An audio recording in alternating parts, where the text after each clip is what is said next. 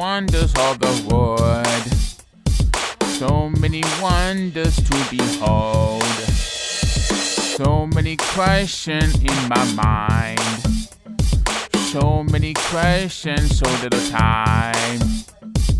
Answers don't so easily come unless you know to ask someone who is a master of the trade. Ask them how clouds get their shape. Welcome to What the Heck Is That with David Ventura. Hi everyone, and welcome back to another episode of What the Heck Is That. I'm your host, David Ventura. I am so excited about our guest this week, and you should be too. A lot of you already know that I am a music student at Jazz Hands for Autism, and so I am really excited to introduce today's guest, Ifunanya Nweke, the founder and executive director of the nonprofit Jazz Hands. She is going to talk to us today about how she dedicated to start the school and how she balanced everything. We also talk about music and inspiration and more too. And so I am really excited to introduce today's guest, Ifunanya Nweke, the founder and executive director of the nonprofit Jazz Hands. Thank you so much, David, for inviting me. It's really a pleasure to be here. I'm going to try my best not to cry, but I'm already feeling emotional. So, yeah, I'm really happy to be here, and I'm really proud of you. You, tell me what makes you love music. Oh, wow. What makes me love music? David, music is everything to me. It's everything. Like, it shapes my mood. It shapes my perspective. It affects the way, just everything. It's everything to me. It's the way that I express myself when I'm singing or I'm writing music. That's the best way for me to share who I am. When I'm listening to music, I listen to music for different reasons, to either uplift me or help me be more introspective. Like, music for me is everything. It's one of the most important things to me in the world, really. And I think it's a really powerful thing.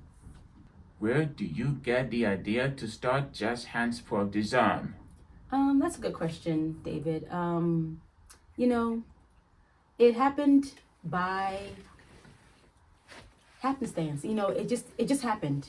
So I used to work in the schools. I used to be a behavior interventionist, and one day I was shadowing somebody. I was shadowing another behavior interventionist, and I met Ruben. You know Ruben? Yeah, I met Ruben, and Ruben. That day, we went to different classes. His English class, his math class, homeroom, and then we went to music class. And that day, I saw Ruben get on the piano, start singing a song that he had only heard for the first time a couple of days ago. And I saw all his other classmates follow him and join him. And to me, when I saw that when you give a person the chance to show you who they are, they can. And not only can they communicate with other people, they can also build community around other people. So that's the day that Jazz Hands was born. At first it started just with the concert, which we have one coming up, but then it went from the concert to finding gigs to, also now we have our Musicians Academy, then we have our Junior Academy, we have the Music Library. So it started just with the concert, and it started really with me meeting Ruben. But it's interesting because I didn't realize why autism was such a big deal to me until a couple of years ago, when I discovered that my younger brother, who I call him like my brother's son, my younger brother, he came to me and said, I think I might be on the autism spectrum. I was like, oh, that makes sense, because I've been his advocate for most of his life, and so it made sense that when the autism community, when I came across the autism community, that it would feel so close to home. So that's why that's the inspiration for Jazz Hands. It's Ruben, but also I think really and truly it really is my younger brother. So yeah. I agree with you that music is so powerful. It has really changed my life. How lucky that the two of you would meet and such an amazing thing would come from it. I think that it's such a good answer, and we need people like you in the world to bring community together. Thank you, David. I appreciate that. Tell me what instrument you play. I think I'm a singer. My first thing is voice, so I'm a singer, singer songwriter. Um, I also tried learning how to play bass. It's not too late. It's not too late. It's not. I'm still gonna. I have a bass at home and an amp and the chord, but I just haven't used it in a while. I also got a saxophone, so I'm trying to learn how to play saxophone too. But I would say that my strongest instrument is my voice. I had no idea that you were so musically talented. Thank you. My first time working with people with autism was when I was in college. I volunteer for a program called ECPHP at when I went to UCLA. And I was looking for a volunteer opportunity, an internship. I just randomly picked that one, and when I got there, I was like, oh, actually, I really like this. I want to continue here. So my first time ever working with people with autism that I knew of was at that program when I was in college. And then from there, after I graduated, I wanted to work more, so I became a vocal coach and a piano teacher to people to young learners with autism. Then I started working in the schools. I became a behavior interventionist. So I've worked in different settings with people who have autism. And I also, like mentioned earlier, my younger brother is undiagnosed, but he came to me and mentioned that he believes that he's on the spectrum. So yeah, that's how I got started. That is a really important job, and I know that is really prepare you for all the good work you do. Thank you. Can you please tell me about how music is different where you are from like sound and instrument and genre? Yeah. So I'm from Nigeria, which is a country on the continent of Africa.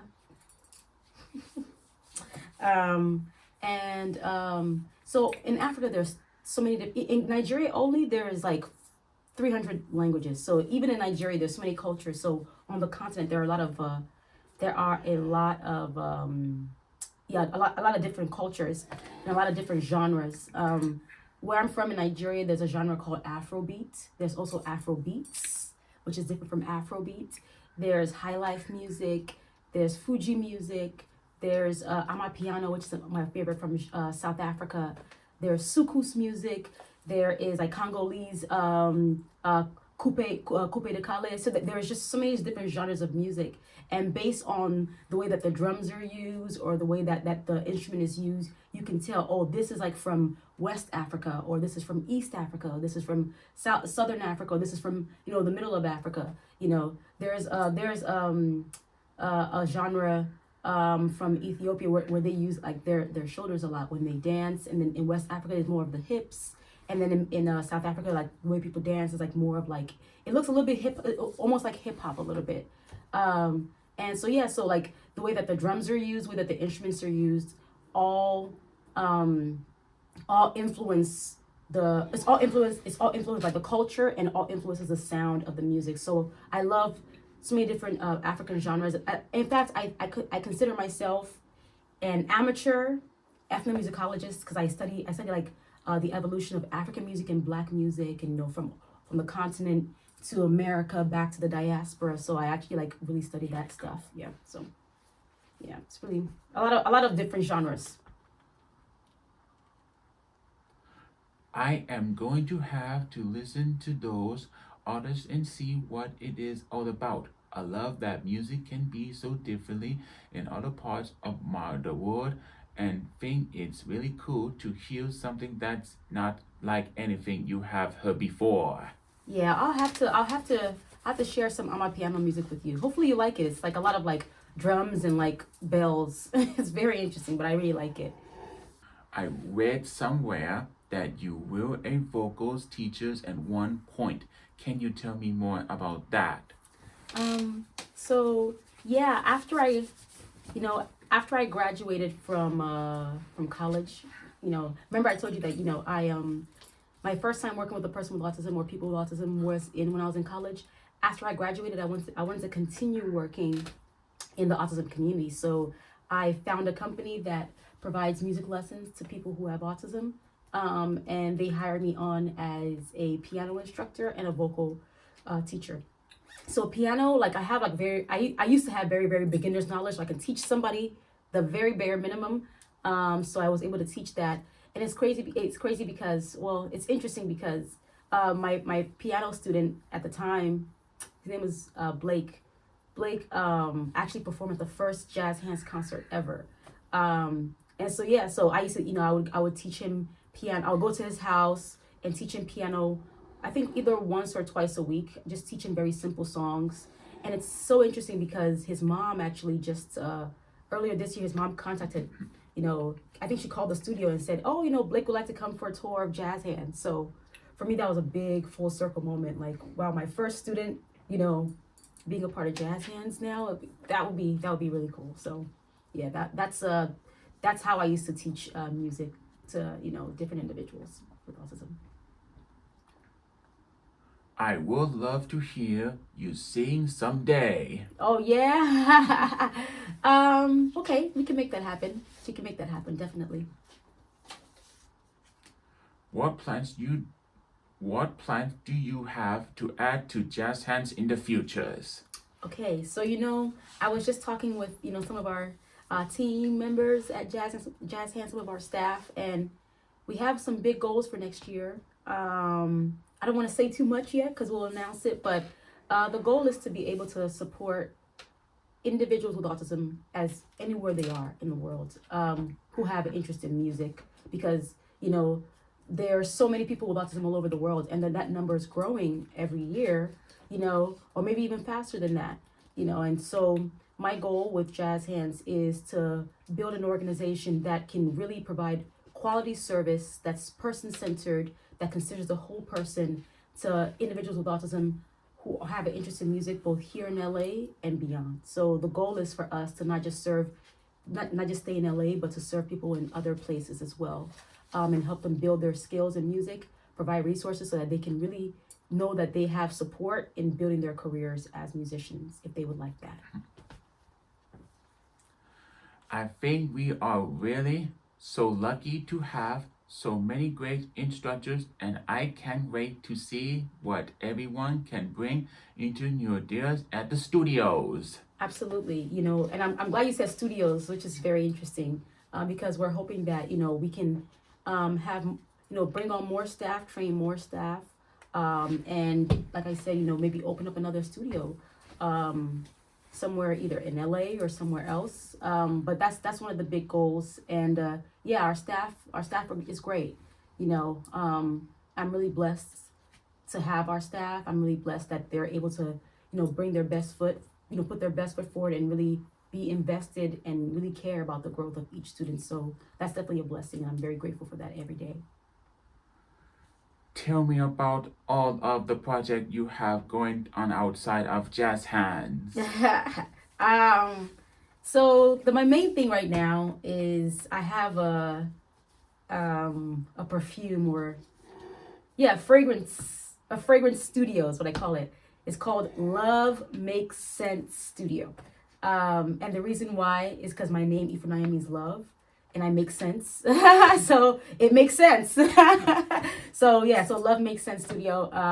So I have like a bunch of different essential oils, and I have some ouds and stuff like that. So I make people custom fragrances based on who they are and what their favorite season is, or what their favorite city is. And I listen to some good music, and then I kind of create something that comes from a very loving place that really reflects that person. So that's one thing that I'm really excited about right now.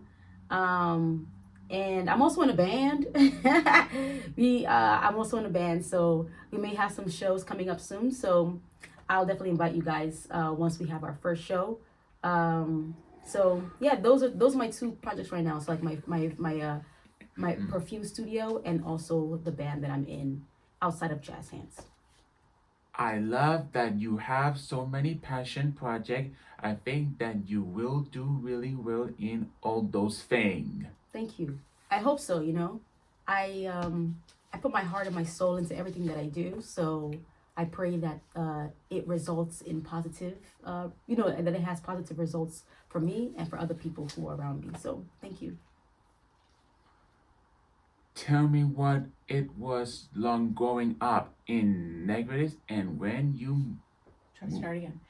Nigeria. Nigeria. Yeah. Tell me what it was like growing up in Nigeria and when you moved here. Try again. Nigeria. Tell me what it was like growing up in Nigeria and when you moved here. I would say that I grew up quite privileged. Living in Nigeria was fun. Yeah, I remember being happy all the time actually as a kid. Both my parents are entrepreneurs, or they were back then. And so I grew up in a house where my mom went to work whenever she had slow mornings. She took her time. My dad, his office was in the house. So so I grew up around my parents, seeing them really build things from the ground up.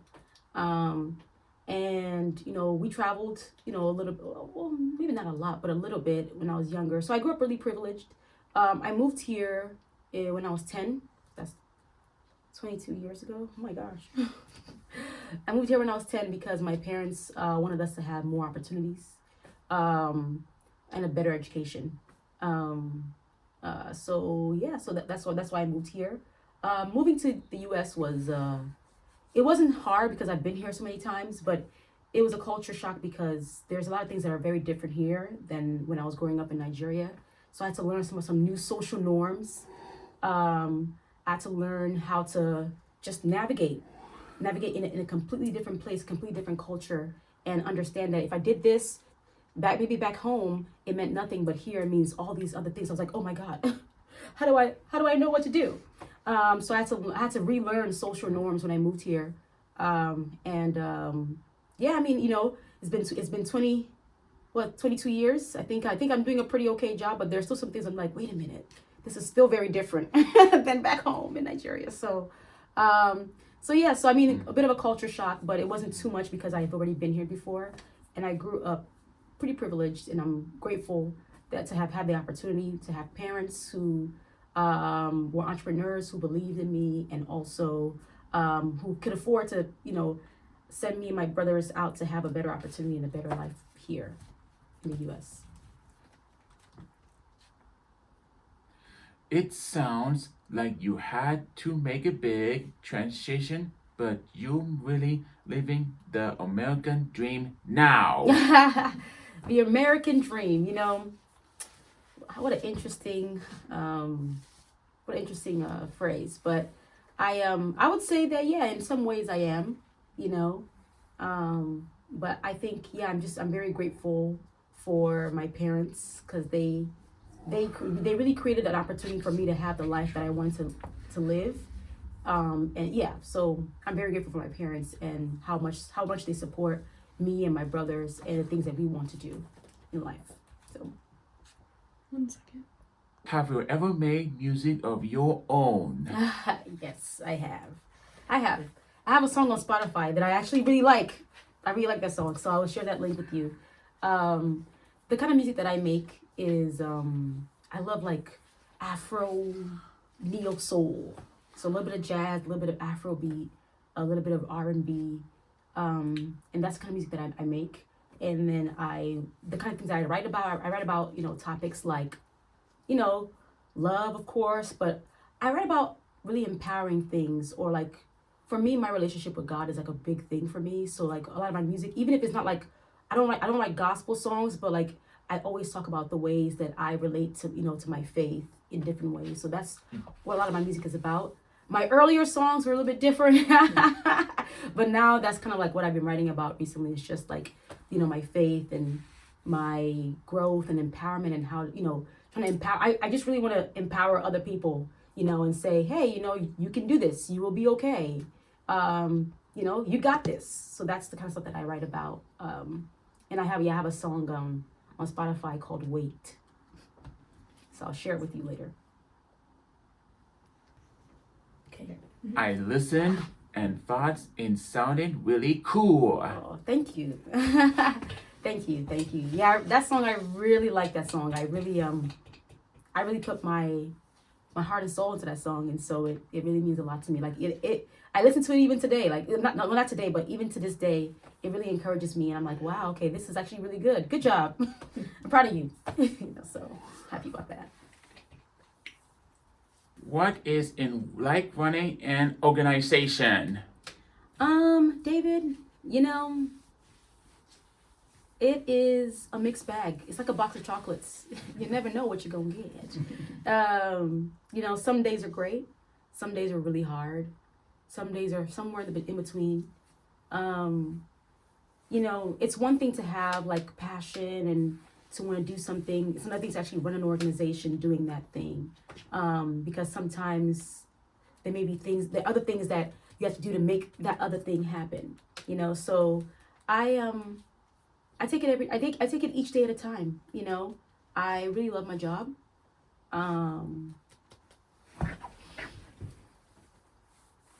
Yeah, I wouldn't trade it for the world.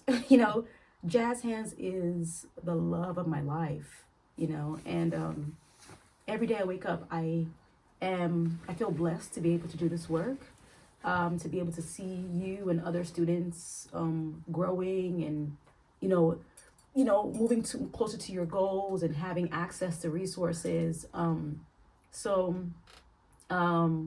Yeah, I mean, like I said, it's hard, but I think anything that's worth it is gonna have some challenges. So yeah, there is challenging some days. Some days it's great, and I just take it each day as it comes, and I just take it all together as a part of the journey. So that's what it's like running an organization. I am sure it might be really hard and a lot of work, but we are all so glad that you do it. Well, yeah, thank you. That's really affirming. I really appreciate that. It is hard. It is a lot of work, but like I said, I don't know if I would. I wouldn't do anything differently, and I wouldn't change it for the world. So I'm grateful to be able to do it. What are the pleasures of being the founder and executive director at a young age? The pressures. Wow. Let me get my tissue. David, it's a few things. I think many people who run organizations usually run it like as a second career, so they already have their network and they already have like a lot of things established. But one of the pressures is having to be growing as an individual. Like when I started Jazz Hands, I was 23. I was 24. Well, one of these ages in my 20s. And 20s is you're really young. You don't really know a lot about the world or about yourself. So having to learn and grow as a person while also growing the organization has had its challenges. And then also, once again, my network, a lot of my friends are poor. They don't have any money. So, they can't come and say, oh yeah, I'm going to give you a big donation or a big grant. I have to like really go and try to find people who can give us money so we can keep the lights on. So that's been another challenge. But I would say starting at a young age, I started at a time where I think it was important that I started when I did, because I was so, what's the word? Not naive, but I was so unfazed by the workings of the world. So I'm glad I started then, because it means I was able to put my entire self into it. And that I think was really, really important. If I started now, it would be different, because I know so much now about the world and how it works and the challenges of the world. So I'm glad I started then, so that now that I'm older and wiser and have more knowledge, that I can just use that to continue to build the organization. So I would say, yeah, a big thing is, having to grow as a person while growing an organization, having to build my network while building an organization. Also, David, something that's also important is that not only that I'm also an immigrant, I'm a young Black girl. So my network, that also, like some people start organizations, they have a lot of people here that they know, or people that they, family members that they can access. But my family, most of them, they're first generation here. So that's also been a challenge, just being an immigrant Black woman running an organization. But you know, like I said, everything comes with its challenges. But I wouldn't pick anything else. This is what I want to do, and I'm really grateful and blessed to be able to do it and to be able to work alongside a great team, and to also see our musicians like you flourishing and growing. And doing what you want. Like you're like, what the heck is that? Like your show here. So this is the reason why Jazz Hands exists, is to be able to give and opportunities for you and other musicians who have autism to be able to build on your skill and share that skill with the world. It sounds like you have figured out a good way to stay balanced with it all. I do my best. I do my best. One thing that I do that I think is important is I try to take at least 1 or 2 days off in the week to just focus on myself and my errands, my family, and stuff like that. And I think that that's really important, and it really helps me just recenter and have space to think. So every day is different, but I try my best every day. I am so amazed by all you have been able to do, especially at such a young age. You are so inspiring, and I know that all of us in the community are so grateful to have your support and opportunities. I am really happy to know you, and to be part of Jazz Hands. It has really changed my life. Thank you for being here today, and I can't wait to see what you keep doing. Thanks everyone for watching, and we will be back soon for another episode of What the Heck Is That? Well, thank you for having me, David. It was a pleasure, and I'm excited to see how your show continues to grow. And I didn't mean to cry, but thank you.